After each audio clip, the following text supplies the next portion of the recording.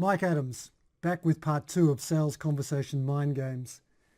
In part 1, I talked about how a salesperson with a bright, shining idea can use questions, teaching, metaphors and stories to prove the value of that idea to a prospective customer.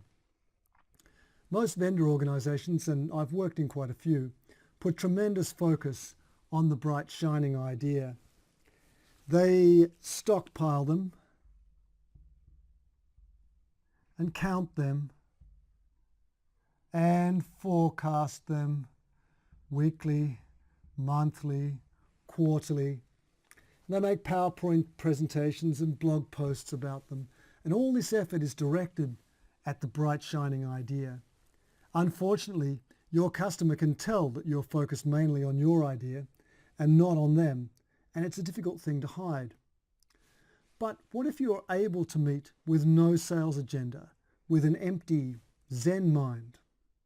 Now that's something that business development people can do, and I define business development as creating and improving a new sales process. And you just can't do that while focused on your own green square, your products and services. It's interesting that often non-technical people and outsiders from your business can succeed in business development where insiders fail.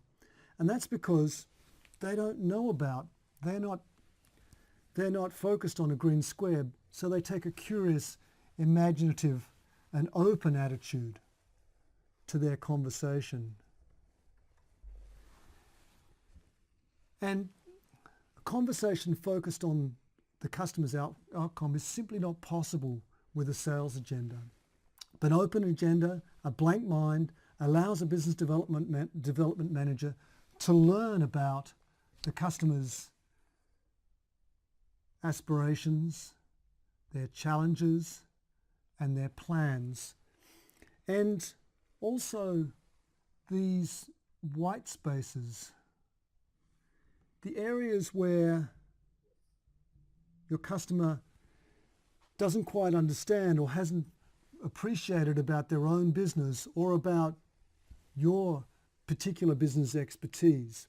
And then with this new picture, you're able to come back, facilitate conversations with your own organization, the customer organization, and relevant third parties, and really come up with solutions that will affect your customer's business and their outcome. So I challenge you to have an agenda-free conversation with your customer and see how that feels and what results. So in part 1, we talked about the mind of the salesperson using persuasion techniques to show the value of their shining idea, their green square.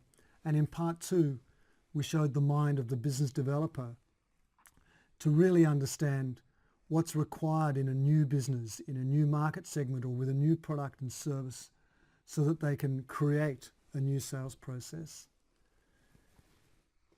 Why not comment on this post and join our story selling group?